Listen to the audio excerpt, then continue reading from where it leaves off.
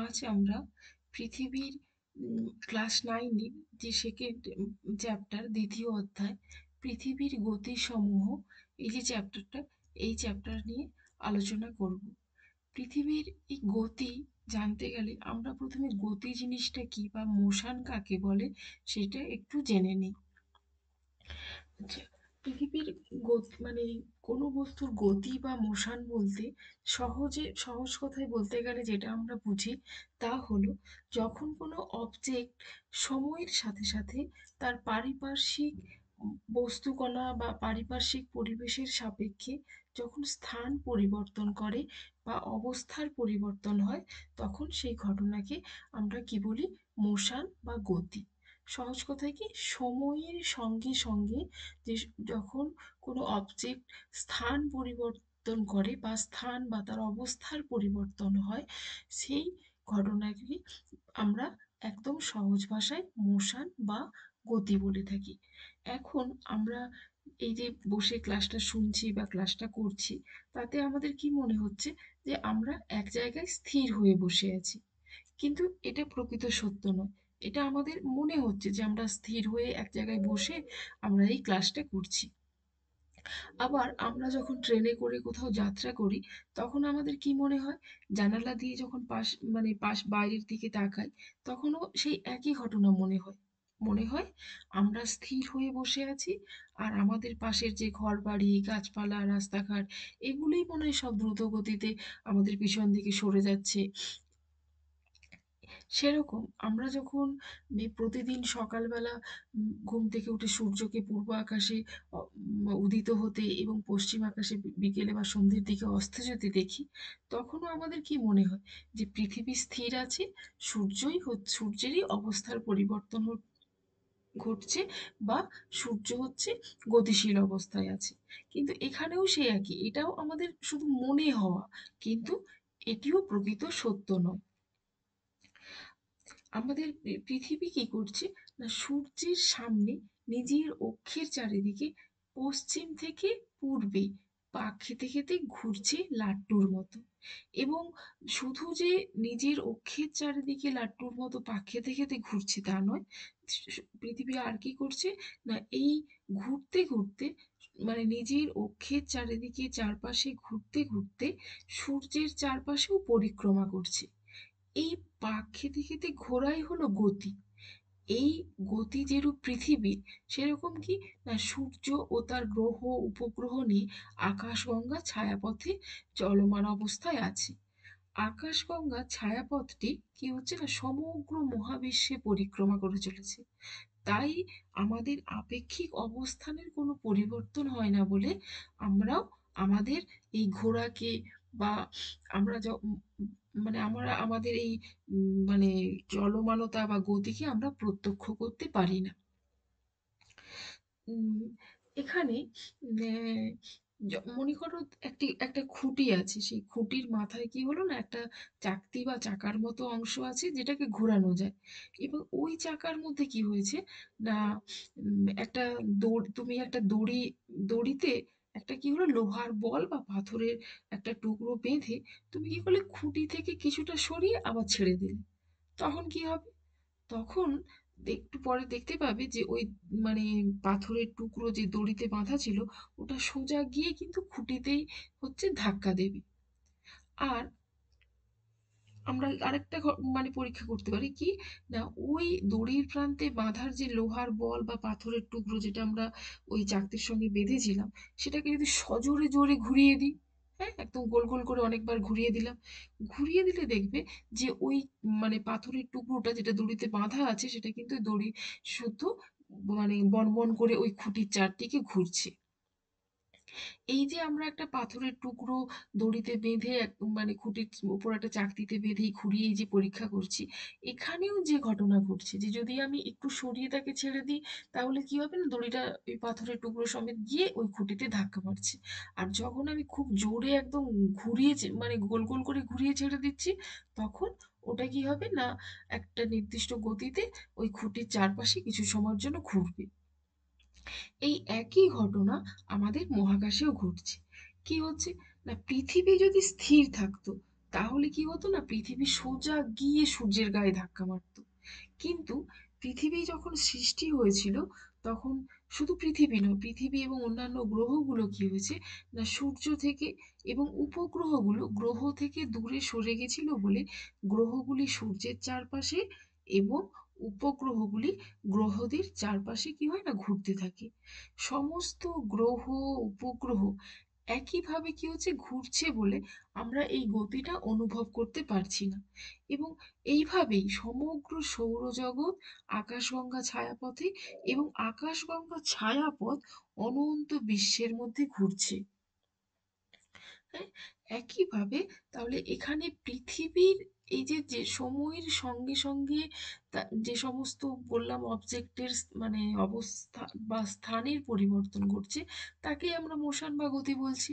তাহলে এখানে আমরা পৃথিবীর গতি নিয়ে পড়ব।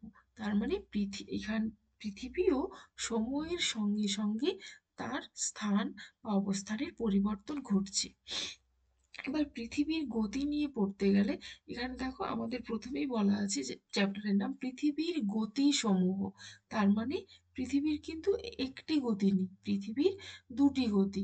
কি কি না, পৃথিবী যখন তার নিজ অক্ষের চারপাশে মানে অ্যাকচুয়ালি তার অক্ষকে বা কেন্দ্র করে, বা যাকে আমরা পৃথিবীর মেরুদণ্ডও বলতে পারি, সেই অক্ষের উপর ভর করে যখন নিজের চারপাশে মানে লাট্টুর মতো পাক খায়, তখন সেই গতি বা মোশনকে আমরা কি বলি, আবর্তন গতি।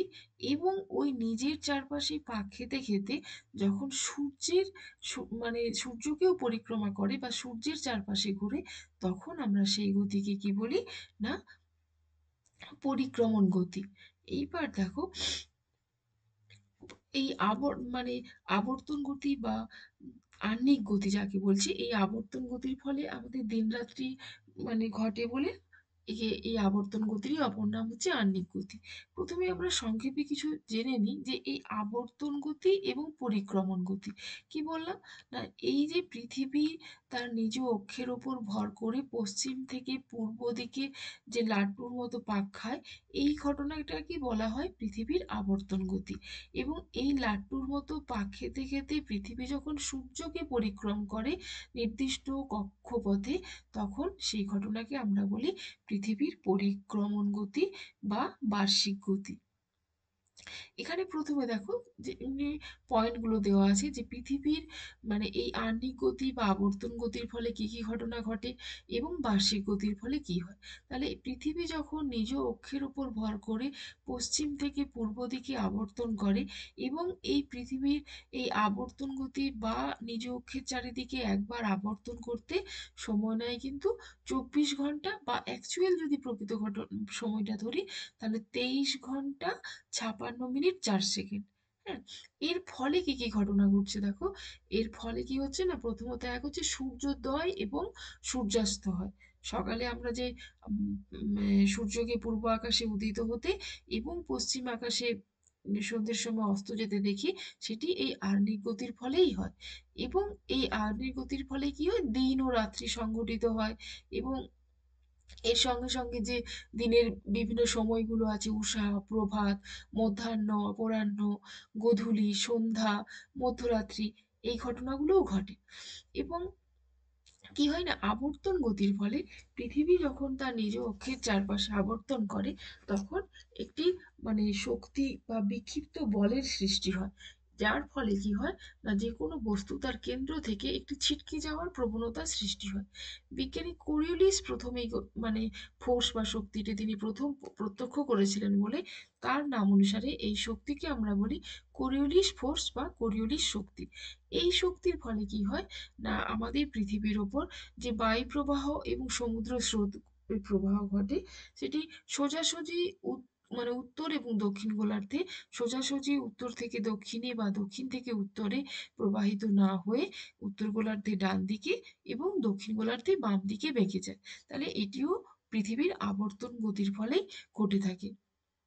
আর কি হয় না, আমাদের পৃথিবীতে দিনে যে দুবার দুবার জোয়ার ভাটা হয়, সেটিও আবর্তন গতির ফলেই হয়। হুম, আচ্ছা, এই যে আমরা সময় নির্ধারণ করি, হ্যাঁ, প্রতি 1 ডিগ্রি দ্রাঘিমার পার্থক্যে সময়ের পার্থক্য 4 মিনিট হয়। এটিও পৃথিবীর আবর্তনের ফলেই সৃষ্টি হয়। বায়ুচাপ বলয় সৃষ্টি হয়েছে, উদ্ভিদ এবং প্রাণী জগতের সৃষ্টি হয়েছে। পৃথিবী যদি আবর্তন না করত, তাহলে কি হতো? যেখানে দিন হয় সেখানেই সারা মানে সবসময় দিন থাকতো, যেদিকে উল্টো দিকে রাত্রি হয় সেখানে সবসময় রাত্রি হতো। কারণ কি হতো? না, একদিকে সূর্যের তাপে সবকিছু মানে পুড়ে ছারখার হয়ে যেত, আরেকদিকে সূর্যের অনুপস্থিতিতে শীতলতায় কিছুই সৃষ্টি হতো না। তাই এই যে উদ্ভিদ ও প্রাণী জগতের সৃষ্টি হয়েছে, আমরা পৃথিবীতে বেঁচে আছি বা পৃথিবীতে আমাদের অস্তিত্ব আছে, সবই পৃথিবীর আবর্তন গতির ফলে। আর বার্ষিক গতির ফলে কি হয়েছে দেখো, দিন ও রাত্রির দৈর্ঘ্যের হ্রাস বৃদ্ধি ঘটে, সূর্যরশ্মির পতন কোণের তারতম্য হয়, সর্বোপরি যেটি উল্লেখযোগ্য সেটি হলো ঋতু পরিবর্তন হয়। এরপর দেখো, সৌরজগতের যেমন পৃথিবীর মানে পৃথিবীর গতি আছে, সেরকম সৌরজগতে পৃথিবী সহ অন্যান্য গ্রহের আবর্তন এবং পরিক্রমণের যে সময়কাল বা তাদের আবর্তন বা পরিক্রমণের যে বিভিন্ন দিকগুলো আছে, যেমন আমরা জানি পৃথিবী পশ্চিম থেকে পূর্ব দিকে আবর্তন করছে, সেরকম অন্যান্য গ্রহগুলোর আবর্তনের দিক, আবর্তনের সময়, হ্যাঁ, এগুলো আমরা একটু জেনে নেব। সৌরজগতে পৃথিবী সহ মোট গ্রহের সংখ্যা কিন্তু 13টি। প্রতিটির আবর্তন এবং পরিক্রমণের সময় আলাদা, সবাই কিন্তু একই সময়ে আবর্তন এবং পরিক্রমণ করছে না। আচ্ছা, এখানে এই মোট গ্রহ 13টি, তার মধ্যে কুলীন গ্রহ আছে 8টি এবং বামন গ্রহ আছে 5টি। সেই বামন গ্রহগুলো কি কি দেখে নাও: সেরেস, প্লুটো, হাউমেয়া, মাকিমাকি এবং এরিস।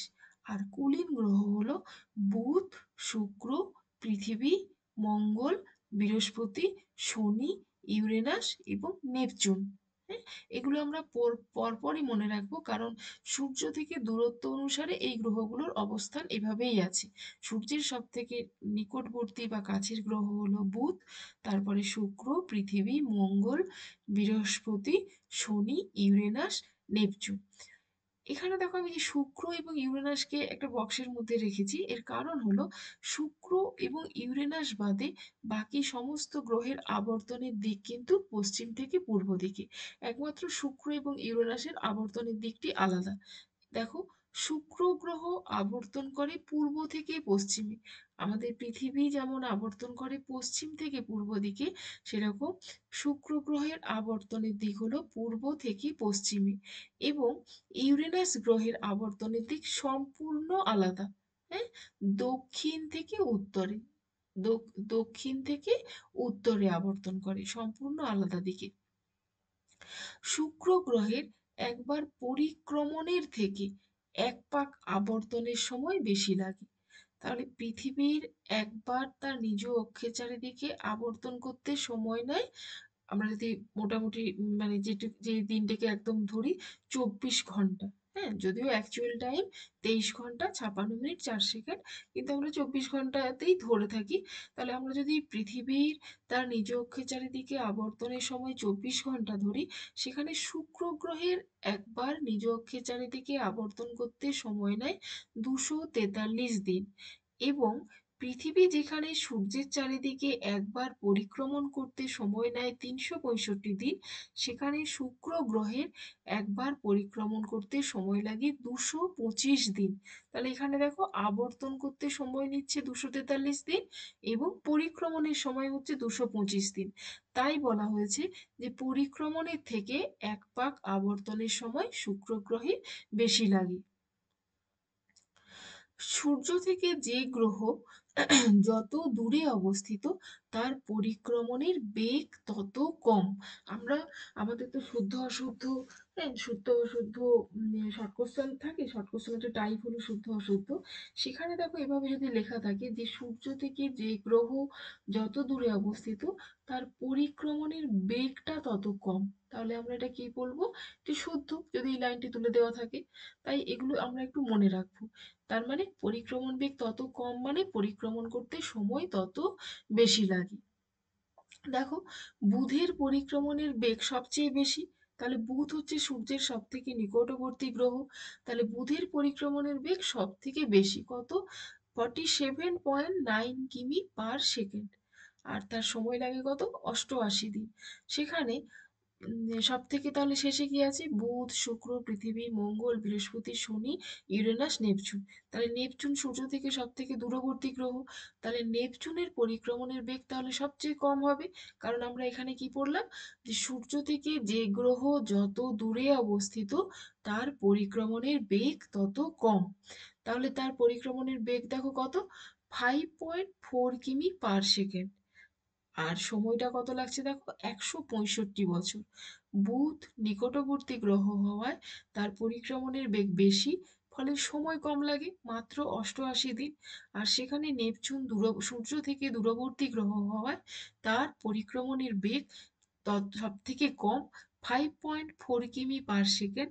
সময় লাগছে 165 বছর। পৃথিবীর পরিক্রমণের বেগ দেখো 29.8 কিমি/সেকেন্ড। এটি কোথাও কোথাও দেখবে লেখা আছে 30 কিমি/সেকেন্ড, কিন্তু অ্যাকচুয়ালি হচ্ছে 29.8 কিমি/সেকেন্ড। আর সময়টা 365 দিন। এখানে এই দুটো কিন্তু পরীক্ষায় কোথাও পড়বে না, কিন্তু আমাদের মানে বোঝার জন্য বা আমাদের ধারণাটা পরিষ্কার হওয়ার জন্য আমি এই দুটো পয়েন্ট এখানে তুলে ধরেছি। পৃথিবীর পরিক্রমণের বেগ কত? এটি কিন্তু পরীক্ষাতে পড়ে। 29.8 কিমি/সেকেন্ড এবং সময় লাগছে 365 দিন। পৃথিবী এবং মঙ্গল গ্রহের আবর্তনের সময় প্রায় এক। পৃথিবী তার নিজ অক্ষের চারিদিকে আবর্তন করতে যত সময় নেয়, মঙ্গল গ্রহেরও আবর্তনের বেগ প্রায় বলেছে সমান। মানে মঙ্গল গ্রহ তার নিজ অক্ষের চারিদিকে আবর্তন করতে প্রায় একই সময় নেয়। আচ্ছা, দেখো, পৃথিবীর যেখানে লাগছে 23 ঘন্টা 56 মিনিট 4 সেকেন্ড, যেটিকে আমরা পুরোপুরি 24 ঘন্টা ধরি, সেখানে মঙ্গল গ্রহের আবর্তনের সময় 24 ঘন্টা 37 মিনিট 23 সেকেন্ড। এটি 24 ঘন্টা থেকে একটু কম, এটি 24 ঘন্টা থেকে একটু বেশি। বৃহস্পতি ও শনি আয়তনে হচ্ছে বিশাল, এদের আবর্তনের বেগও বেশি, তাই আবর্তনের সময় খুব কম। বৃহস্পতির আবর্তন করতে বা নিজ অক্ষের চারিদিকে আবর্তন করতে সময় নেয় 9 ঘন্টা 50 মিনিট এবং শনি সময় নেয় 10 ঘন্টা 25 মিনিট। আমরা অ্যাকচুয়ালি এই তথ্যগুলো মানে মুখস্থ করার দরকার নেই, কিন্তু আমরা মানে এই ধারণাগুলো আমরা বা এই কনসেপ্টগুলো ক্লিয়ার করার জন্য এই পয়েন্টগুলো আমরা চোখের সামনে দেখলে বা জেনে থাকলে আমাদের মনে রাখতে সুবিধে হবে। বৃহস্পতি শনি আয়তনে বিশাল, এদের আবর্তনের বেগ খুব বেশি, তাই এদের আবর্তন নিজ অক্ষের চারিদিকে আবর্তন করতে সময় কম নেয়। দেখো, পৃথিবী যেখানে সময় নিচ্ছে 24 ঘন্টা, সেখানে বৃহস্পতি সময় নিচ্ছে 9 ঘন্টা 50 মিনিট, আর শনি সময় নিচ্ছে 10 ঘন্টা 25 মিনিট। এরপর দেখো, পৃথিবীর এই যে গতি, যে আমরা যেটা বললাম যে সময়ের সঙ্গে সঙ্গে কোনো বস্তু যে যখন তার স্থান পরিবর্তন করে তাকে আমরা মোশন বা গতি বলছি, তখনই আমরা বলছি যে ওই বস্তুটি মানে গতি আছে, হুম, স্থির নয়, গতিশীল। এই পৃথিবীর গতি সম্বন্ধে জানতে গিয়ে প্রথমে কিন্তু অনেক মানে মতপার্থক্য দেখা গিয়েছিল। যে পৃথিবী মানে বিভিন্ন বৈজ্ঞানিক, দার্শনিক, ভৌগোলিকদের মধ্যে মানে মতভেদ দেখা গিয়েছিল। একদল বলেছিল কি না, যে পৃথিবী স্থির, পৃথিবীকে কেন্দ্র করে সূর্য তার চারিপাশে ঘুরছে। আবার একদল বলেছিলেন যে না, পৃথিবী স্থির নয়, সূর্য স্থির, সূর্যকে কেন্দ্র করে অন্যান্য সমস্ত গ্রহ উপগ্রহ তার চারপাশে ঘুরছে। এইভাবে দুটো দলের সৃষ্টি হয় এবং দুটো বিপরীতধর্মী মতানৈক্য বা ধারণার সৃষ্টি হয়। প্রথমে দেখো, এখানে বলেছে পৃথিবী কেন্দ্রিক ধারণা। এই প্রাচীন মতবাদে কি বলা হয়েছিল না, মহাবিশ্বের মাঝখানে রয়েছে পৃথিবী এবং তার চারিদিকে গ্রহ, নক্ষত্র এবং অন্যান্য জ্যোতিষ্ক সমূহ বৃত্তাকার পথে ঘুরছে। তার মানে এখানে ধরেই নেওয়া হয়েছিল যে পৃথিবী স্থির এবং তার চারপাশে অন্যান্য গ্রহ নক্ষত্রগুলো ঘুরছে। আর সূর্যকেন্দ্রিক ধারণাতে কি বলা হয়েছিল না, বা এই ধারণা যারা সমর্থক তারা বলেছিলেন যে না, পৃথিবী স্থির নয়, সূর্য স্থির এবং সূর্যকে কেন্দ্র করে পৃথিবী সহ অন্যান্য গ্রহ উপগ্রহ তার চারপাশে ঘুরছে। এবার আমরা এখানে দেখে নেব যে এই পৃথিবী কেন্দ্রিক ধারণার সমর্থক কারা এবং সূর্য কেন্দ্রিক ধারণার সমর্থক কারা। তাহলে পৃথিবী কেন্দ্রিক ধারণার সমর্থক কে কে ছিলেন? গ্রিক দার্শনিক থালে, অ্যানাক্সিমেন্ডার, প্লেটো, অ্যারিস্টটল, ইউডোক্সাস, টলেমি প্রমুখ। এবং সূর্যকেন্দ্রিক ধারণার সমর্থক কে ছিলেন? আর্যভট্ট, নিকোলাস কোপার্নিকাস, গ্যালিলিও ও কেপলার, আইজ্যাক নিউটন প্রমুখ ব্যক্তিগণ। এখানে আমরা অ্যানাক্সিমেন্ডার, টলেমি, প্লেটো, অ্যারিস্টটল, থালে এই নামগুলো মনে রাখবো। আর এখানে হচ্ছে Aryabhata, Nicolaus Copernicus, Galileo, Kepler, Isaac Newton. হ্যাঁ, এই নামগুলো মনে রাখবো যে কারা কারা পৃথিবী কেন্দ্রিক ধারণার সমর্থক এবং কারা সূর্য কেন্দ্রিক ধারণার সমর্থক। এদের মধ্যে দেখো, ভারতের জ্যোতির্বিজ্ঞানী আর্যভট্ট তিনি প্রথম বলেছিলেন যে পৃথিবী স্থির নয়, এটি গতিশীল এবং পৃথিবী প্রতিদিন একবার করে নিজ অক্ষে পাক খায়। এটি প্রথম আর্যভট্ট বলেছিলেন। এরপর আধুনিক জ্যোতির্বিজ্ঞানের জনক নিকোলাস কোপার্নিকাস কি বলেছিলেন? তার একটি লেখা বই আছে ডি রিভলিউশনাস গ্রন্থে তিনি সূর্যকেন্দ্রিক ধারণার অবতারণা করেন এবং তিনি কি বলেছিলেন? তিনি বলেছিলেন যে মহাবিশ্বের ভরকেন্দ্র রয়েছে সূর্যের নিকট। পৃথিবী থেকে সূর্য ছাড়া অন্যান্য নক্ষত্রগুলো অনেক দূরে আছে বলে সূর্যকে কেন্দ্র করে গ্রহগুলি নির্দিষ্ট পথে সূর্যকে কেন্দ্র করে আবর্তন এবং পরিক্রমণ করছে। তিনি যেহেতু সূর্যকেন্দ্রিক ধারণার সমর্থক ছিলেন, তাই তিনি বলেছিলেন যে সূর্য হচ্ছে স্থির এবং তা সূর্যকে কেন্দ্র করে পৃথিবী এবং অন্যান্য গ্রহ নক্ষত্রগুলো তাদের নির্দিষ্ট পথে সূর্য আবর্তন এবং পরিক্রমণ করছে। জোহান্স কেপলার কি বলেছিলেন দেখুন, জোহান্স কেপলার হচ্ছে কোপার্নিকাসকে সমর্থন করেছিলেন এবং তিনি আবিষ্কার করেন যে সকল গ্রহগুলির কক্ষপথ হচ্ছে উপবৃত্তাকার। কেপলার হচ্ছে নিকোলাসকে সমর্থন করে তিনি সমর্থন করেছেন তিনিও এই মত পোষণ করেছিলেন যে সূর্য স্থির এবং সূর্যকে কেন্দ্র করে অন্যান্য গ্রহ উপগ্রহগুলো আবর্তন এবং পরিক্রমণ করছে। এবং তিনি আরেকটি নতুন যেটি সংযোজন করেন বা আবিষ্কার করেন, তিনি বলেছিলেন এই যে পৃথিবী সূর্যকে কেন্দ্র করে তার চারপাশে নিজ কক্ষপথে ঘুরছে, এই কক্ষপথের আকৃতিটা উপবৃত্তাকার। হ্যাঁ, আর এই উপবৃত্তাকার কক্ষপথে দুটি নাভি বা কেন্দ্র থাকে, তার মধ্যে একটিতে সূর্য অবস্থান করে। নিউটন, আইজ্যাক নিউটন ছিলেন একজন ইংল্যান্ডের পদার্থবিদ এবং গণিতজ্ঞ। তার লেখা বইয়ের নাম দেখো প্রিন্সিপিয়া। তিনি তার প্রথম সূত্রে কি বলেছিলেন যে মহাবিশ্বের প্রতিটি বস্তু কণাকে আকর্ষণ করছে এবং এই আকর্ষণের প্রভাবেই সূর্যকে কেন্দ্র করে গ্রহ এবং উপগ্রহগুলি ঘুরছে। তাহলে তিনি তার প্রিন্সিপিয়া নামক গ্রন্থে তিনি যে তার যে নিউটনের যে মহাকর্ষ সূত্র বা প্রথম সূত্রে তিনি বলেছিলেন যে পৃথিবীতে বা মহাবিশ্বের প্রতিটি বস্তুকণা পরস্পরকে আকর্ষণ করছে এবং এই আকর্ষণ বলের প্রভাবেই সূর্যকে কেন্দ্র করে অন্যান্য গ্রহ এবং উপগ্রহগুলো ঘুরছে। আচ্ছা, এবার তাহলে আমরা এখান থেকে স্থির সিদ্ধান্ত বা এলাম যে না, সূর্য পৃথিবীকে কেন্দ্র করে ঘুরছে না, সূর্য স্থির, সূর্যকে কেন্দ্র করে পৃথিবী সহ অন্যান্য গ্রহ এবং উপগ্রহগুলো আবর্তন এবং পরিক্রমণ করছে। এবার এখানে আমরা পৃথিবীর আবর্তন সম্পর্কীয় কিছু তথ্য বা বিষয় জেনে নেব। তাহলে আবর্তন বা রোটেশন কাকে বলছে? না, সূর্যকে সামনে রেখে পৃথিবী নিজ অক্ষ বা মেরুরেখার ওপর পশ্চিম থেকে পূর্ব দিকে এই যে লাট্টুর মতো পাক খাওয়াই হলো আবর্তন। সূর্যকে সামনে রেখে বা সূর্যকে কেন্দ্র করে পৃথিবী তার নিজ অক্ষ বা মেরুরেখার ওপর লাট্টুর মতো পাক খেতে খেতে যে পশ্চিম থেকে পূর্ব দিকে পাক খাওয়া বা ঘোরাকেই বলা হচ্ছে আবর্তন।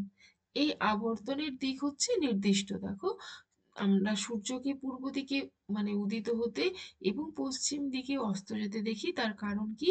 না পৃথিবী তার নিজ অক্ষের ওপর সর্বদা পশ্চিম থেকে পূর্ব দিকে ঘুরছে। তাই আবর্তনের দিক কি পৃথিবীর? পশ্চিম থেকে পূর্ব দিকে।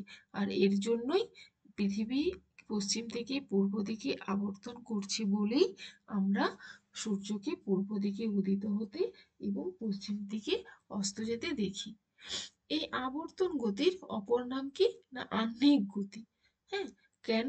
না এই আবর্তনের কারণেই পৃথিবীতে পর্যায়ক্রমে দিন ও রাত হয়। তাই আহ্নিক গতির আবর্তন গতির অপর নাম আহ্নিক গতি। এই নিজ অক্ষের চারিদিকে মানে নিজ অক্ষের উপর কেন্দ্র করে ঘুরতে ঘুরতে মানে আবর্তন করছে, তার সঙ্গে সঙ্গে কি করছে? না সূর্যকেও পরিক্রমণ করছে। এইভাবে উপবৃত্তাকার কক্ষপথে সূর্যকে কেন্দ্র করে পৃথিবী যখন পরিক্রমণ করে, তখন পৃথিবী এবং সূর্যের মধ্যে দূরত্ব সবসময় সমান থাকে না। হ্যাঁ, মানে কখনো দূরত্ব বেশি হয়, কখনো কম হয়। এই অবস্থানটাকে আমরা কি বলি? পৃথিবীর অপসূর এবং অনুসূর অবস্থান। যখন পৃথিবীর আবর্তন উম যখন পৃথিবী এবং সূর্যের মধ্যে দূরত্বটা বাড়ে, তখন সেই অবস্থানকে আমরা বলি অপসূর অবস্থান। এবং যখন দূরত্ব কমে, তখন সেই অবস্থানকে আমরা বলি অনুসূর অবস্থান। হ্যাঁ, এটি নির্দিষ্ট তারিখে হয়।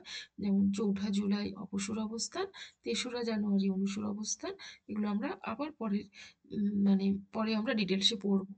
কারণ দেখো, পৃথিবীর শুধু যে দূরত্বের হ্রাস বৃদ্ধি হয় তা নয়, পৃথিবীর আবর্তন বেগও বাড়ে এবং কমে।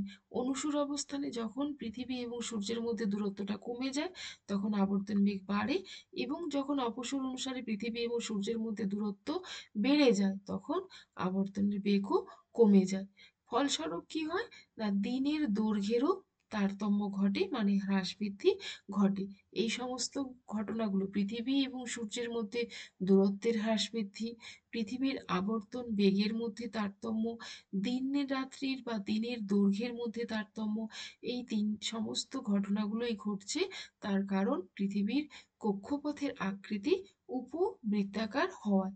তাহলে পৃথিবীর কক্ষপথের আকৃতি উপবৃত্তাকার হওয়ায়, যিনি কেপলার মানে প্রথম বলেছিলেন যে পৃথিবীর কক্ষপথের আকৃতিটি উপবৃত্তাকার বা ডিমের মতো। এটি মানে এই উপবৃত্তাকার কক্ষপথের জন্য কি হয়?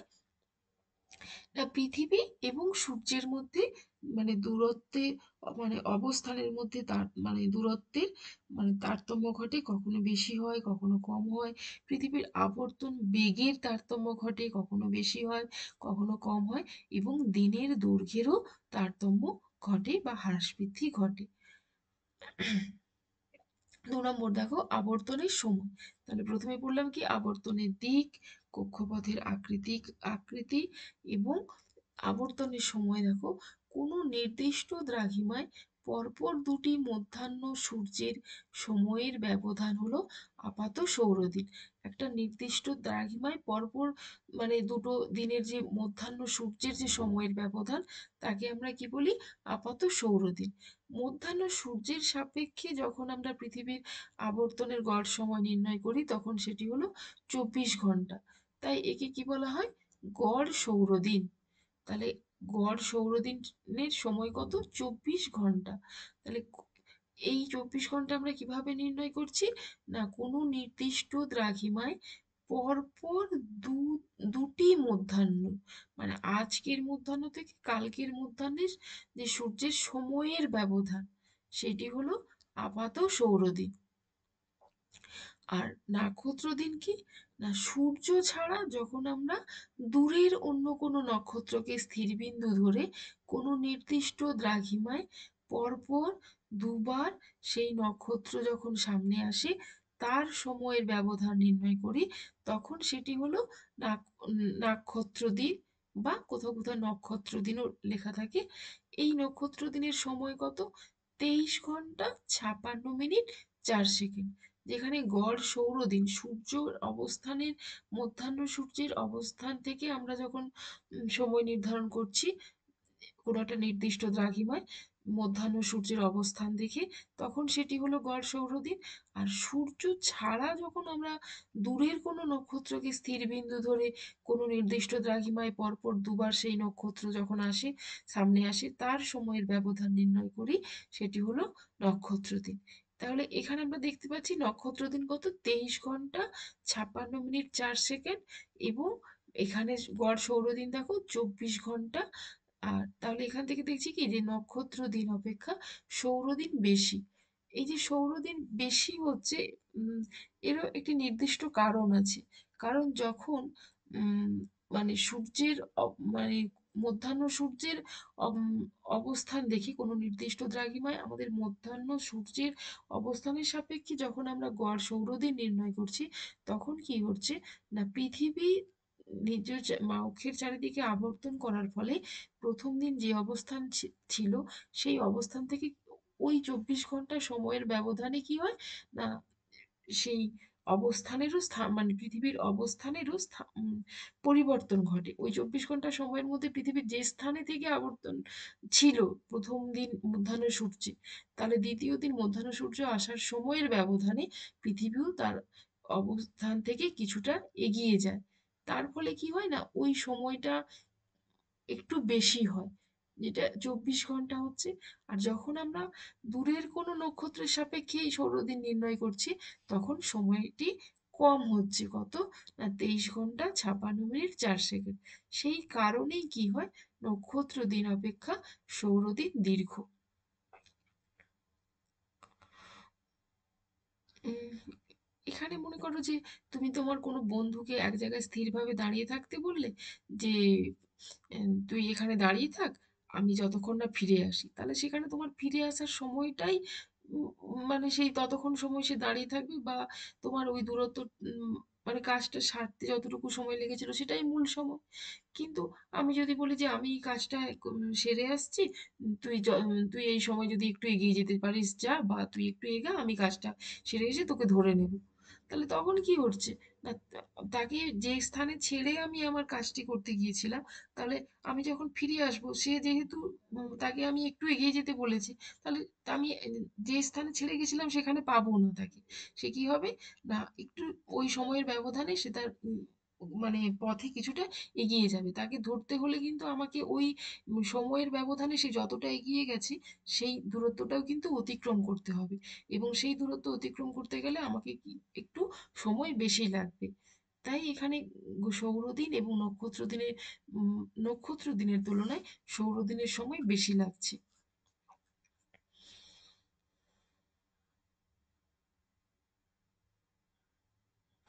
আচ্ছা, পৃথিবীর আবর্তনের বেগ, পৃথিবীর আবর্তনের বেগও হচ্ছে মানে সব জায়গায় সমান নয়। কারণ কি, কারণ হচ্ছে পৃথিবী অভিগত গোলক হওয়ায় পৃথিবীর পরিধি সর্বত্র সমান নয়। পৃথিবীর আকৃতিটি অভিগত গোলকের মতো হওয়ায় পৃথিবীর পরিধি সর্বত্র সমান নয়। আমরা কি জেনেছি যে নিরক্ষীয় অঞ্চল বরাবর কি হয় না, পৃথিবীর আকারটা স্ফীত এবং উত্তর দক্ষিণ সামান্য চাপা। তাই নিরক্ষরেখা বরাবর কি দেখছি না, পৃথিবীর পরিধিও সর্বাধিক, সেটি কত, 40,075 কিমি। এবং এখানে আবর্তনের বেগও সবচেয়ে বেশি, কত, 1670 কিমি/ঘন্টা। 1 ঘন্টায় 1670 কিমি। নিরক্ষরেখা থেকে মেরুর দিকে পরিধি কমতে থাকে, তাই আবর্তনের বেগও কমতে থাকে। কত দেখো, কলকাতা মানে একটি উদাহরণের সাহায্যে তুলে ধরা হয়েছে যে কলকাতায় মানে অবস্থান দেখো 22°30' উত্তর অক্ষাংশে অবস্থিত, সেখানে আবর্তন বেগ 1540 কিমি/ঘন্টা। আবার কলকাতা থেকে লন্ডন আরো উত্তরে অবস্থিত, মানে মেরুর দিকে সরে যাচ্ছে, যার অবস্থান 51°30' উত্তর অক্ষাংশে। তাহলে মেরুর দিকে যত যাব, আমরা কি পড়েছি, মেরুর দিকে মানে নিরক্ষরেখা থেকে মেরুর দিকে পরিধিও কমতে থাকে, আবর্তন বেগও কমতে থাকে। তাহলে লন্ডন যেহেতু কলকাতা থেকে আরো উত্তরে অবস্থিত, মেরুর দিকে অবস্থিত, তাই তার আবর্তন বেগও হচ্ছে কমতে থাকবে। এখানে কত, মানে 1038 কিমি/ঘন্টা। এগুলো কিন্তু আমাকে কেউ জানতে চাইবে না যে লন্ডনের আবর্তন বেগ কত, হ্যাঁ, হ্যামারফেস্ট বন্দরের আবর্তন বেগ কত। কিন্তু এই যে এখানে তথ্যটি দেওয়া আছে বা এখানে আমরা জানতে পারলাম নিরক্ষরেখা থেকে মেরুর দিকে পরিধি কমতে থাকে এবং পরিধি কমার সাথে সাথে পৃথিবীর আবর্তন বেগও কমতে থাকে। তাহলে এর এই প্রমাণ বা প্রকৃত ইনফরমেশনের সাপেক্ষে আমরা জানলাম যে হ্যাঁ এই কথাটি সত্য বা এটি ঠিক যা বলা হয়েছে এখানে ঠিক, কারণ প্রকৃতপক্ষে সেই ঘটনাটি ঘটছে। কলকাতা যেখানে 22°30' উত্তর অক্ষাংশে অবস্থিত, মানে নিরক্ষরেখার কাছাকাছি, সেখান থেকে লন্ডন আরো উত্তরে অবস্থিত, মানে নিরক্ষরেখা থেকে দূরে সরে যাচ্ছে এবং মেরুর দিকে সরে যাচ্ছে। তাহলে মেরুর দিকে পরিধিও কম এবং আবর্তনের বেগও কম। আরো উত্তরে অবস্থিত দেখো নরওয়ের হ্যামারফেস্ট বন্দর, 70°30' উত্তর অক্ষাংশে অবস্থিত এবং সেখানের আবর্তন বেগ আরো কম, 557 কিমি/ঘন্টা। মেরুর পরিধি শূন্য, হ্যাঁ, 90° উত্তর অক্ষাংশ যেখানে সুমেরু কুমেরু বিন্দু অবস্থিত, সেখানে মেরু পরিধি শূন্য, ফলে আবর্তনের বেগও শূন্য। এবার দেখো এই যে বলেছিলাম না যে যখন এখন আমরা ক্লাস করছি আমরা মনে হচ্ছে আমরা স্থির হয়ে বসে আছি, যখন ট্রেন চলছে তখন মনে হচ্ছে আমরা স্থির হয়ে বসে আছি, চারপাশের গাছপালা ঘরবাড়ি রাস্তাঘাট সব ছুটছে। সেই এই যে প্রকৃতপক্ষে ঘটনাটি উল্টে ঘটছে, আমরা স্থির নয়। আমরা যখন কোনো চলমান গাড়িতে আছি তখন গাড়িটিও স্থির নয়, আমরাও স্থির নয়, এবং চারপাশের বস্তু কণাগুলোকে যে আমাদের গতিশীল মনে হচ্ছে কিন্তু তারা গতিশীল নয়, আমরাই গতিশীল অবস্থায় আছি। এই যে আমরা আমাদের গতিশীলতাকে বা পৃথিবী যে আবর্তন করছে সেটা আমরা অনুভব করতে পারছি না। হ্যাঁ, তাই এবং সেই কেন আমরা অনুভব করতে পারছি না তার কারণগুলো একটু দেখো। বলছে পৃথিবী ঘুরছে, পৃথিবীতে উপস্থিত তার সমস্ত মানে পৃথিবীতে যা কিছু আছে তার সবকিছুই পৃথিবীর সঙ্গে ঘুরছে। তার ফলে কি ঘটছে না, আমরা যে চলমান অবস্থায় আছি, পৃথিবী যে ঘুরছে, সেটা তুলনা করার জন্য আমরা পৃথিবীর সামনে মহাকাশে এমন কোনো স্থির বা চলমান বস্তু নেই যার সাপেক্ষে আমরা পৃথিবীর আবর্তন গতিকে তুলনা করব। কারণ পৃথিবী আবর্তন করছে এবং সেই পৃথিবীর মধ্যে যেহেতু আমরা আছি, তাই আমরাও পৃথিবীর সাথে গতিশীল অবস্থাতেই আছি। আমরা মনে করো একটা গাড়িতে চলে যাচ্ছি, পাশের একটা গাড়ি দাঁড়িয়ে আছে, তেল শেষ হয়ে গেছে দাঁড়িয়ে আছে, তখন আমরা যে যে গাড়িটা চলে যাচ্ছে তাকে আমরা বলছি যে ও গতিশীল।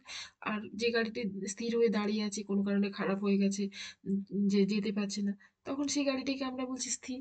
কিন্তু পৃথিবীর সাথে যে তুলনা করব, যে পৃথিবী গতিশীল আছে, মানে এটি যে আমরা বুঝতে পারবো সেটা প্রমাণ করার জন্য তার সামনে কোনো স্থির বা বস্তু আমরা মানে নেই। কারণ পৃথিবীতে উপস্থিত পৃথিবীর সঙ্গে সঙ্গে তার সমস্ত বস্তুকণা তার উপর, তার মানে সবকিছুই গতিশীল অবস্থায় আছে, আমরাও গতিশীল অবস্থায় আছি। তাই আমরা কি না আবর্তন গতিকে আমরা তুলনা, মানে তুলনা করা, মানে পৃথিবীর আবর্তন গতিকে তুলনা করতে আমরা পারি না। হ্যাঁ, মানে অন্য অন্য কোনো বস্তুর সাপেক্ষে। দ্বিতীয় নম্বর হচ্ছে দেখো সমান গতি।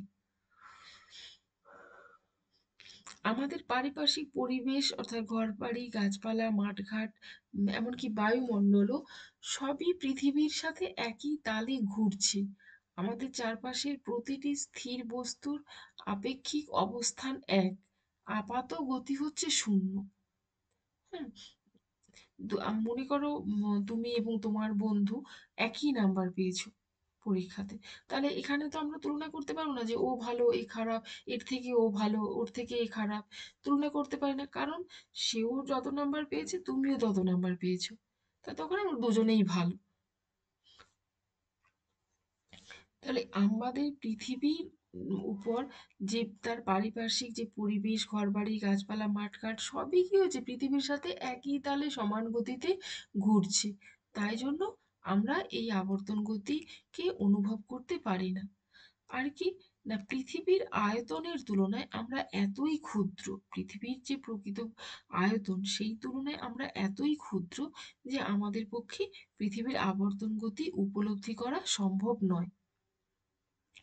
4 নম্বর দেখো সুনির্দিষ্ট বেগ। পৃথিবীর প্রতিটি স্থানের আবর্তনের গতিবেগও সুনির্দিষ্ট এবং স্থায়ী এবং অপরিবর্তনশীল। তাহলে পৃথিবীর উপর বা পৃথিবীর আমাদের পারিপার্শ্বিক যে পরিবেশ, ঘরবাড়ি, গাছপালা, রাস্তাঘাট যা কিছু আছে, এমনকি মানে পৃথিবীর উপর যে পৃথিবীকে বেষ্টন করে যে বায়ুমণ্ডলও আছে, সেটিও পৃথিবীর সঙ্গে সঙ্গে পশ্চিম থেকে পূর্ব দিকে মানে ঘুরে চলেছে। এবং পৃথিবীর উপর অবস্থানকারী প্রতিটি বস্তুকণা তাদের আবর্তনের গতিবেগ মানে সুনির্দিষ্ট, স্থায়ী এবং অপরিবর্তনশীল। এর ফলে কি হয় না, আমরা আলাদা করে পৃথিবীর আবর্তন গতিবেগ বা পৃথিবীর গতিশীলতাকে অনুভব করতে পারি না। আচ্ছা, তাহলে আবার একটি প্রশ্ন আছে যে পৃথিবী যদি গতিশীল, তাহলে আমরা পৃথিবী থেকে কখনো ছিটকে পড়ে যাই না কেন? তার কারণ হিসেবে বলা হয়েছে না, পৃথিবীর অভিকর্ষজ বল ভূপৃষ্ঠের সমস্ত বস্তুকে তার কেন্দ্রের দিকে টেনে রাখে। মানে পৃথিবীর মাধ্যাকর্ষণ শক্তির প্রভাবে সে তার ভূপৃষ্ঠের সমস্ত বস্তুকণাকে তার কেন্দ্রের দিকে টেনে রাখে বা আকর্ষণ করে ধরে রাখে। 2 নম্বর হচ্ছে পৃথিবীর আবর্তন বেগের হার প্রতিটি স্থানে সুনির্দিষ্ট, অপরিবর্তনীয় এবং সকলে একই তালে বা একই গতিবেগে ঘুরছে। 3 নম্বর, সূর্য পৃথিবীর চেয়ে 13 লক্ষ গুণ বড় এবং 3 লক্ষ গুণ ভারী। ফলে সূর্যের প্রবল আকর্ষণের জন্য পৃথিবী তার কক্ষপথ থেকে কখনো ছিটকে পড়ে না। আমরা বলেছি যার আয়তন যত বেশি, তার আকর্ষণ ক্ষমতাও তত বেশি। সূর্য যেহেতু পৃথিবীর চেয়ে 13 লক্ষ গুণ বড় এবং 3 লক্ষ গুণ ভারী, তাই সূর্যের প্রবল আকর্ষণে পৃথিবী কখনোই তার কক্ষপথ থেকে ছিটকে পড়ে না, বা আমরাও পৃথিবী থেকে কখনো ছিটকে বাইরে পড়ে যাই না। আচ্ছা, এই যে পৃথিবী ঘুরছে, পৃথিবী ঘুরতে ঘুরতে বা আবর্তন করতে করতে হঠাৎ যদি কোনোদিন সময় থেমে যায়, তখন কি ঘটবে? যেমন আমরা কোনো চলন্ত বাসে বা চলন্ত গাড়িতে থাকলে হঠাৎ ব্রেক কষলে কি হয়? সামনের দিকে হুড়মুড়িয়ে পড়ি। ঠিক তেমনিই বলা হয়েছে যে পৃথিবী যেহেতু পশ্চিম থেকে পূর্ব দিকে ঘুরছে, এই ঘুরতে ঘুরতে পৃথিবী যদি হঠাৎ থেমে যায়, তাহলে কি হবে না, আমরা পূর্ব দিকে সবাই ছিটকে পড়বো। হুম, যেহেতু পৃথিবী পশ্চিম থেকে পূর্ব দিকে ঘোরে। 2 নম্বর, পৃথিবীতে দিন রাত্রির পরিবর্তন বন্ধ হয়ে যাবে। তাহলে পৃথিবীতে আবর্তন থেমে যাওয়া মানে পৃথিবী স্থির হয়ে যাওয়া। যে অংশ সূর্যের সামনে থাকে সেখানে সবসময় সূর্যের সামনে থাকবে, আর যে অংশ সূর্যের উল্টো দিকে থাকে সেখানে সবসময় মানে রাত থাকবে। তাহলে এই যে মানে অর্ধেক অংশে শুধুই দিন আর তার বিপরীত অংশে শুধুই রাত থাকবে। ফলে পৃথিবীতে কি হবে না, জীবমণ্ডলের অস্তিত্ব ধ্বংস হয়ে যাবে এবং বসবাসের অযোগ্য হয়ে পড়বে। এই যে দেখো, প্রথমেই আমাদের মনে হয়েছিল না যে সূর্য পূর্ব দিকে, সূর্যকেই তো দেখছি পূর্ব দিকে উঠতে, পশ্চিম দিকে অস্ত যেতে। তাহলে আমাদের আপাত দৃষ্টিতে কি মনে হয়েছিল যে সূর্যই ধীরে ধীরে মাথার উপর দিয়ে দুপুরবেলা মাথার উপরে আছে, আবার দুপুরের পর থেকে পশ্চিম আকাশে ঢলে পড়ছে। তাহলে এই আপাত দৃষ্টিতে আমাদের মনে মানে হচ্ছিল কি, বা মনে হয় সূর্যই হচ্ছে গতিশীল অবস্থায় আছে। তাই এই যে সূর্য স্থির, মানে মানে প্রকৃতপক্ষে সূর্য স্থির, কিন্তু আমাদের আপাতদৃষ্টিতে মনে হচ্ছে যে সূর্যই হচ্ছে সময়ের সঙ্গে সঙ্গে স্থান পরিবর্তন করছে, পূব আকাশ থেকে মধ্য আকাশ থেকে পশ্চিম আকাশে গিয়ে অস্ত যাচ্ছে। উম, এই যে এখানে পৃথিবী তার অক্ষের চারপাশে পশ্চিম থেকে পূর্ব দিকে ঘোরার ফলেই কি হচ্ছে না, সূর্যকে আমরা পূর্ব আকাশে উদিত হতে এবং পশ্চিম আকাশে অস্ত যেতে দেখছি। কিন্তু আপাত দৃষ্টিতে আমরা কিন্তু উল্টো ঘটনা মনে হচ্ছে, আপাত দৃষ্টিতে আমাদের মনে হচ্ছে পৃথিবী স্থির, সূর্যই ক্রমশ সরে সরে যাচ্ছে। তাহলে এই যে আপাত দৃষ্টিতে যেটা আমাদের দেখে মনে হচ্ছে, সেই ঘটনাটাকে আমরা কি বলি?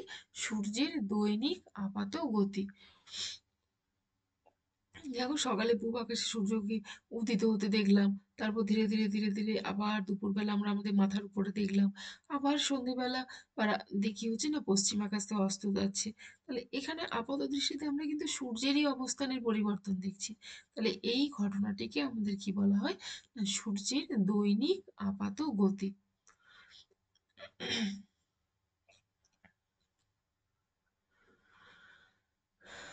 তাহলে প্রথমে সূর্য এবং পৃথিবীর মধ্যে কে স্থির, কে চলমান বা অবস্থায় বা গতিশীল অবস্থায় আছে সেই নিয়ে মতভেদ। তারপরে আবার দীর্ঘ মতভেদ মতানৈক্যের পর শেষ সিদ্ধান্তে আসা হলো যে না, সূর্যই স্থির, সূর্যকে কেন্দ্র করে সমস্ত গ্রহ উপগ্রহগুলো আবর্তন এবং পরিক্রমণ করছে। এবার পৃথিবী যে মানে তাহলে পৃথিবী গতিশীল অবস্থায় আছে সেটি, এবং এই যে পৃথিবীর আবর্তন গতি তার প্রমাণ হিসেবে কি কি মানে পয়েন্ট বা দিকগুলো তুলে ধরা হয়েছিল সেটি হচ্ছে, প্রথমে দেখো নিউটনের মহাকর্ষের সূত্রে আমরা কি পড়েছিলাম না, বিশ্বের প্রতিটি বস্তুকণা তার অন্য বস্তুকণাকে একে অপরকে আকর্ষণ করে, এবং যে বস্তু যত বড় ও ভারী তার আকর্ষণ ক্ষমতা তত বেশি। কোনো বড় বস্তু তার আকর্ষণের মাধ্যমে ছোট বস্তুকে তার চারপাশে ঘোরাতে পারে, এবং দূরত্ব অনুসারে এই আকর্ষণ ক্ষমতা ব্যস্তানুপাতিক, মানে যত দূরত্ব বাড়বে তত আকর্ষণ ক্ষমতা কমবে, এবং ভর অনুসারে সমানুপাতিক, যত ভর বাড়বে তত আকর্ষণ বাড়বে। তাহলে আমরা কি জানি যে সূর্য পৃথিবীর থেকে 13 লক্ষ গুণ বড়। সেই হিসেবে মহাকর্ষের সূত্রের নিয়ম অনুসারে বৃহৎ সূর্যের আকর্ষণে পৃথিবী তার চারপাশে ঘুরছে। এটি হচ্ছে মহাকর্ষ সূত্রের প্রমাণ। মহাকর্ষ সূত্রকে দেখিয়ে মানে এটি প্রমাণ করার চেষ্টা করা হয়েছে যে না, সূর্য যেহেতু পৃথিবীর থেকে 13 লক্ষ গুণ বড়, তাহলে সূর্যের পৃথিবীর উপর আকর্ষণ ক্ষমতা মানে সূর্যের আকর্ষণ বলের কারণেই পৃথিবী সূর্যকে কেন্দ্র করে তার চারপাশে ঘুরছে। দ্বিতীয়ত কি না, এই যে দিন রাত্রি হচ্ছে, পৃথিবী যদি স্থির হতো তাহলে একদিকে দিন সবসময় দিন থাকতো আর অন্যদিকে সবসময় রাত্রি থাকতো। কিন্তু পৃথিবী আমরা প্রতিদিন মানে সূর্য দিন রাত্রির মানে সম্মুখীন হচ্ছি বা দিন রাত্রি ঘটে চলেছে। তা তার প্রমাণ হিসেবে বলা হয়েছে যে পৃথিবী আবর্তন করছে বলেই কিনা হচ্ছে দিন রাত্রি সংঘটিত হচ্ছে। না হলে কি হতো না, পৃথিবীর একদিকে চিরকাল আলোকিত, অপরদিকে চিররাত্রি হয়ে থাকতো। এর ফলে কি হতো, যে কোনো জীবজগতের অস্তিত্ব থাকতো না। একদিকে সূর্যের আলোয় সবকিছু পুড়ে ছারখার হয়ে যেত, অন্যদিকে একদম চরম শীতলতায় কোনো জীবই সৃষ্টি হতো না। 3 নম্বর দেখো, উঁচু স্থান থেকে প্রস্তরখণ্ড নিক্ষেপ। ফ্রান্সের বুলো ও জার্মানির হামবুর্গ নামক দুটো শহর থেকে কি করা হয়েছিল না, 76 মিটার উঁচু স্থান থেকে একটি প্রস্তরখণ্ড সোজা লম্বভাবে নিচে ফেলা ফেলা হয়েছিল। তাতে কি দেখা গেছে না, প্রস্তরখণ্ডটি সোজাসুজি, মানে মনে করো এ স্থান থেকে, তাহলে আমি যদি কোনো কিছু নিচে ফেলি তাহলে নিচের এই বি স্থানে পড়বে, কিন্তু সোজাসুজি এ থেকে বিতে না পড়ে কি হয়েছিল না, বস্তুকণাটি সামান্য পূর্ব দিকে এগিয়ে পড়েছিল বা সরে পড়েছিল। তার দেখো, এই যে 76 মিটার উঁচু স্থান থেকে একটি প্রস্তরখণ্ড সোজা লম্বভাবে নিচে ফেললে প্রস্তরখণ্ডটি 0.84 মিটার পূর্ব দিকে সরে গিয়ে পড়ে। উঁচু স্থানে পৃথিবীর আবর্তন বেগ কিছুটা বেশি, এবং নিচু স্থান অপেক্ষা উঁচু স্থানে আবর্তন বেগ বেশি, এবং পাথরের টুকরো নিচে পড়ার জন্য যতটা সময় নেয় সেই সময়ে পৃথিবী কিছুটা পূর্ব দিকে আবর্তন করে ফেলায় প্রস্তরখণ্ডটি পূর্ব দিকে এগিয়ে পড়ে। তাহলে এ থেকে যখন কোনো বস্তু বা পাথরের টুকরোকে আমরা নিচে ফেলি, তাহলে এ থেকে এই বিতে আসতে যে সময়টা নেয়, ওই প্রস্তরখণ্ডটি নিচে পড়তে যে সময় নেয়, সেই সময়ের ব্যবধানে কি হয় না, পৃথিবী খানিকটা পূর্ব দিকে এগিয়ে যায়। তার ফলে কি হয়, ওই প্রস্তরখণ্ডটি এ থেকে বিতে সোজাসুজি নিচে না পড়ে সামান্য এগিয়ে, মানে ওই সময়ের সাপেক্ষে পৃথিবী যে স্থানে মানে যতটুকু এগিয়ে গেছে সেই স্থানে এসে পড়ে। তাই জন্য কি হয় না, স্থানের মানে সোজাসুজি এ থেকে বি তে আমরা কোনো বস্তু বা প্রস্তরখণ্ডকে নিচে পড়তে না দেখে আমরা সামান্য পূর্ব দিকে এগিয়ে পড়তে দেখি, কারণ যেহেতু পৃথিবী পশ্চিম থেকে পূর্ব দিকে আবর্তন করছে বা ঘুরছে। বিজ্ঞানী ফুকো একটি পরীক্ষা করেছিলেন এই আবর্তনের সপক্ষের প্রমাণ হিসেবে। তিনি কি করেছিলেন না, ফরাসি বিজ্ঞানী ফুকো 1851 খ্রিস্টাব্দে প্যারিসের প্যান্থিয়ান গির্জার চূড়া থেকে তিনি কি করছিলেন না, 67 মিটার দীর্ঘ তারের সাহায্যে 28 কেজি ওজনের লোহার বলকে দোলক রূপে ঝুলিয়ে দেন। তাহলে এই 67 মিটার দীর্ঘ একটা তারে নিচে একটা লোহার বল বেঁধে 28 কেজি ওজনের লোহার বলকে দোলক রূপে ঝুলিয়ে তিনি ছেড়ে দেন। ফলে এবং বলের নিচে কি করেছিলেন, একটি পিন আটকে দেন এবং ওই নিচে তিনি বালি ছড়িয়ে দেন। তাহলে পিনটা যত এদিক থেকে ওদিক দুলবে তত বালির উপর দাগ কাটবে। এই অবস্থায় তিনি দোলকটিকে উত্তর থেকে দক্ষিণে ঝুলিয়ে দিয়েছিলেন, মানে উঁচু থেকে নিচের দিকে। এরপর তাহলে কি দেখা গেল, না বালির উপর পিনের দাগ একই স্থানে না পড়ে দাগগুলি ক্রমশ পশ্চিম থেকে পূর্ব দিকে সরে যায় এবং শেষ দাগের এই প্রান্ত বা পয়েন্টগুলোকে যদি আমরা যোগ করি তাহলে একটি উপবৃত্ত তৈরি হয় এবং 24 ঘন্টা পর দেখা যায় যে প্রথম যে দাগটা পড়েছিল 24 ঘন্টা পরে সেই দোলকটি আবার ওই একই দাগে ফিরে আসে। তার এখানে সিদ্ধান্তে বলা হয়েছে পৃথিবী পশ্চিম থেকে পূর্বে আবর্তন করার ফলে পিনের দাগগুলো স্থির না থেকে পূর্ব দিকে সরে যায়। বিজ্ঞানী ফুকোর পরীক্ষা খুব ইম্পর্টেন্ট, এটা তোমরা ভালো করে তৈরি করবে। আর এই ছবিটা হচ্ছে একটু বই দেখে করবে, আমি হাতেই রেখাগুলো টেনেছিলাম, রেখাগুলো একটু এলোমেলো হয়ে গেছে। তাহলে বিজ্ঞানী ফুকো 1851 খ্রিস্টাব্দে প্যারিসের প্যান্থিয়ান গির্জার চূড়া থেকে 67 মিটার দীর্ঘ একটি তারের সাহায্যে 28 কেজি একটি ওজনের লোহার বলকে দোলক রূপে ঝুলিয়ে দেন এবং তার নিচে একটি পিন আটকে দেন এবং নিচে মেঝেতে তিনি বালি ছড়িয়ে দেন। এই দোলকটিকে যত দুলতে থাকে তত কি হয় না ওই বালির উপরে দাগটা মানে দাগ কাটে এবং দেখা যায় যে ওই যত দাগ কাটে সেই দাগের শেষ বিন্দুগুলোকে যোগ করলে একটা উপবৃত্তাকার উপবৃত্তের মানে পাই আমরা। এবং প্রথম যে রেখাটি বালির উপর পড়েছিল 24 ঘন্টা পর সেই একই রেখায় এসে ফিরে আসে দোলকটি। এবং এখানে যে তারপর মানে সিদ্ধান্ত হিসেবে বা বলা হয় যে পৃথিবী পশ্চিম থেকে পূর্ব দিকে আবর্তন করছে বলেই পিনের দাগগুলো এক জায়গায় স্থির না থেকে ক্রমশ পূর্ব দিকে সরে যায়।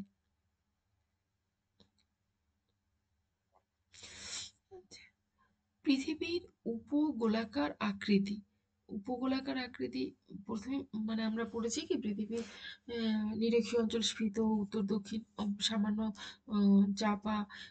তাহলে এই উপগোলাকার আকৃতিটা হলো কেন, তার ব্যাখ্যাতে বলা হয়েছে যে কোনো আমরা নমনীয় বস্তু, যদি আমরা ওই যে রুটি করার সময় আটা লেচি করি না, ওকে যদি তুমি হাতে রেখে গোল গোল করে ঘোরাও দেখবে মানে মাঝের অংশটা কিন্তু স্ফীত হয়ে যায় এবং উত্তর দক্ষিণ বা শেষ দুপাশ হচ্ছে একটু চাপ মানে একটু চাপা মতো হয়। তাহলে এখানে তাই বলা হয়েছে কোনো কোনো নমনীয় বস্তু যদি অনবরত তার অক্ষের চারিদিকে ঘুরতে থাকে তাহলে তার মাঝের অংশ সামান্য স্ফীত হয় এবং প্রান্তদ্বয় চ্যাপ্টা হয়। পৃথিবী তার নিজ অক্ষের চারিদিকে আবর্তন করার ফলে কি পৃথিবীর এরূপ উপবৃত্তাকার আকৃতি হয়েছে, যার নিরক্ষীয় অঞ্চল স্ফীত এবং মেরুদয় সামান্য চাপা। উপগ্রহ প্রেরিত চিত্র পর্যবেক্ষণ। আচ্ছা, আমরা তো বিভিন্ন স্যাটেলাইট মহাকাশে পাঠাই, সেই মহাকাশ থেকে যখন উপগ্রহ মহাকাশে উপগ্রহ থেকে যখন বিভিন্ন মানে ফটো তোলা হয়েছে তখন সেই ফটোতে দেখা গেছে যে পৃথিবী পশ্চিম থেকে পূর্ব দিকে আবর্তন করছে। এটি স্যাটেলাইট প্রেরিত চিত্র থেকে আমরা এই মানে এই তথ্যটি সংগ্রহ করেছি বা আমরা জানতে পারি যে পৃথিবী পশ্চিম থেকে পূর্ব দিকে আবর্তন করছে। এবং অন্যান্য গ্রহের আবর্তনগুলো অন্যান্য গ্রহদের আবর্তনও যখন আমরা পর্যবেক্ষণ করেছি দূরবীক্ষণ যন্ত্রের সাহায্যে তখন দেখেছি যে সৌর পরিবারের যে অন্যান্য গ্রহ তারাও নিজ অক্ষের চারিদিকে আবর্তন করছে এবং সেখান থেকে এই সিদ্ধান্তে আসা গেছে যে পৃথিবীও যেহেতু সৌর পরিবারেরই একটি গ্রহ তাই পৃথিবীরও আবর্তন গতি থাকা স্বাভাবিক। অন্যান্য গ্রহগুলো যদি আবর্তন করতে পারে বা আবর্তন করে তাহলে আমাদের পৃথিবীও আবর্তন করছে। আচ্ছা, এই যে এখানে যে বিভিন্ন মহাকাশচারী যারা মহাকাশে গেছেন তাদের কিছু নাম এখানে লেখা আছে, যেমন Yuri Gagarin, Valentina Tereshkova, Rakesh Sharma, Kalpana Chawla, Sunita Williams. তারা দূরবীন দিয়ে পৃথিবীর আবর্তনের ছবি তুলেছেন।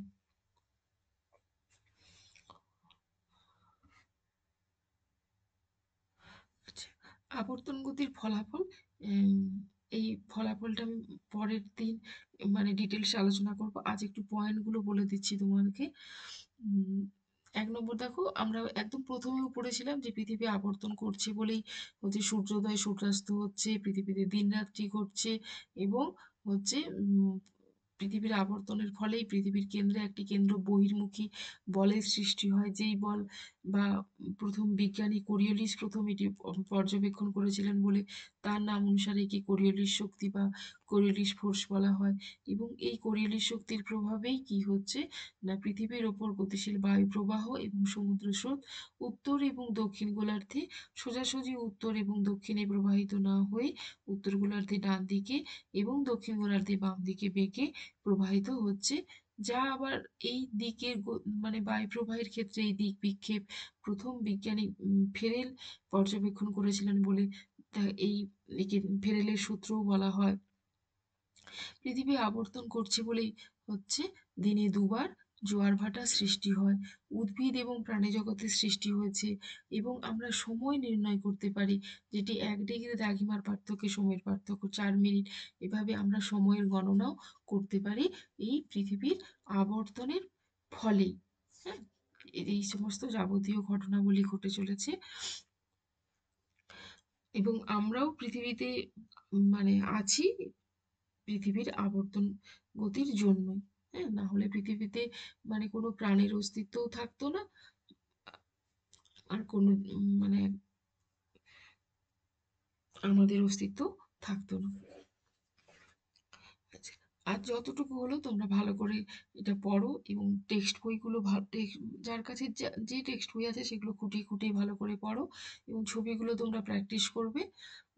আর কিছু সমস্যা হলে আমাকে জানিও, পরের ক্লাসে বাকি অংশগুলো আলোচনা করে দেবো।